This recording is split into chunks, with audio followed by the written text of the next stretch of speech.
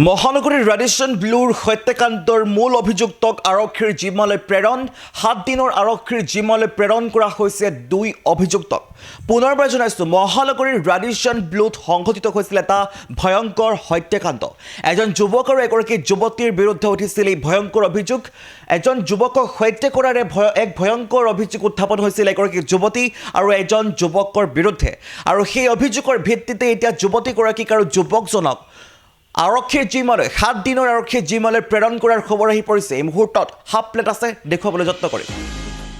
Radisson ব্লুৰ হত্যাকাণ্ডৰ অভিযুক্তক আৰক্ষীৰ জিম্মালৈ প্ৰেৰণ 7 দিনৰ আৰক্ষীৰ জিম্মালৈ প্ৰেৰণ কৰিছে 2 অভিযুক্তক অঞ্জলি শ্ব আৰু বিকাশ কুমাৰ শ্বৰ বিৰুদ্ধে উঠিছিল সন্দীপ কাম্বলেক হত্যাৰ অভিযোগ 10 দিনৰ আৰক্ষী জিম্মাত বিচাৰিছিল জালুকবাৰীৰ আৰক্ষীয়ে কিন্তু এতিয়া 7 দিনৰ হে আৰক্ষীৰ জিম্মালৈ প্ৰেৰণ কৰা হৈছে 2 অভিযুক্তক পুনৰবাৰ জনাইছো মহানগৰীৰ ৰেডিশ্যন ব্লুত সংঘটিত হৈছিল এটা ভয়ংকৰ শোকাবহ হত্যাকাণ্ড আৰু এই হত্যাকাণ্ডৰ অভিযোগ উত্থাপন হৈছিল এগৰাকী যুৱতী অঞ্জলি শ্ব আৰু এজন যুৱক বিকাশ কুমাৰ শ্বৰ বিৰুদ্ধে আৰু সন্দীপ কাম্বলে নামৰ এই যুৱকজনক হত্যা কৰিছিল এই দুগৰাকী আচলতে অভিযুক্তই আৰু এতিয়া এই দুগৰাকী অভিযুক্তক 7 দিনৰ আৰক্ষীৰ জিম্মালৈ প্ৰেৰণ কৰিছে 10 দিনৰ আৰক্ষীৰ জিম্মাত বিচাৰিছিল জালুকবাৰী আৰক্ষী কিন্তু এতিয়া এই অভিযুক্তক 7 দিনৰ জিম্মাত প্ৰেৰণ কৰিছে 7 দিনৰ বাবে আৰক্ষীৰ জিম্মালৈ প্ৰেৰণ কৰিছে পৰৱৰ্তী সময়ত সবিশেষ জনাই যাম চাই থাকিব এনি ভাৰত 24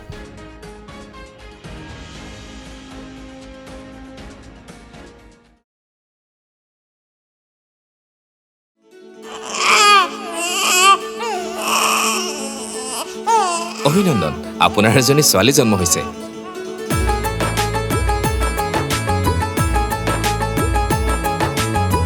লাহি পাহি এজনী পৰি